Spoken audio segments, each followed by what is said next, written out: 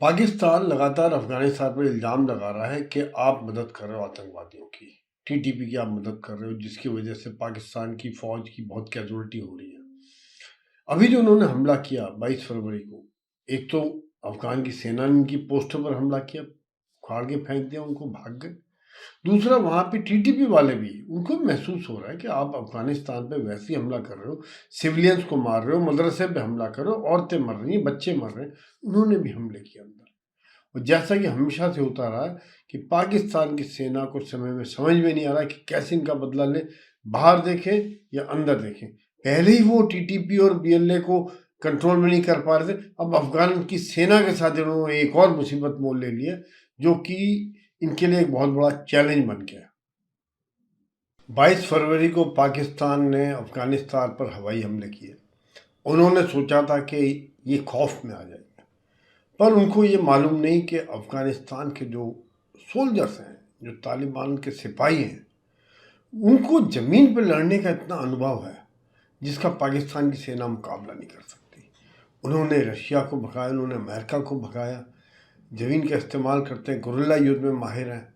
और ये करके उन्होंने पाकिस्तान की चेक पोस्ट पर, उनके पोस्ट पर हमला किया। पोस्ट छोड़कर भाग खड़े हुए पाकिस्तानी। कैसे लड़ेंगे जिनके अफसरान करप्ट हैं, जिनकी अपनी कोई प्लानिंग नहीं है। एक हवाई हमला करने से कोई मुद्दा हासिल नहीं होता। आप सिविल इलाके में बम डाल दो, आप दम में तो मुकाबला करो अफगान की सैनिकों का, वहाँ भी फेल हो जाते हैं। अफगान फौज की हमला के बाद पाकिस्तान की सेना पोस्ट छोड़ के भाग गई। इसमें मुझे कोई हैरानी नहीं है, इनकी आदत है। जब तक ट्रेनिंग नहीं करोगे, शांति के समय में पसीना नहीं बहाओगे, तब तक आप लड़ नहीं सकते। लड़ने के लिए जज्बा चाहिए। जज्बा कहाँ से आएगा? जब वो देखते हैं उनके नेता और उनके अफसर किस प्रकार से करप्ट है, तो कहाँ से जज्बा आएगा एक सिपाही के अंदर?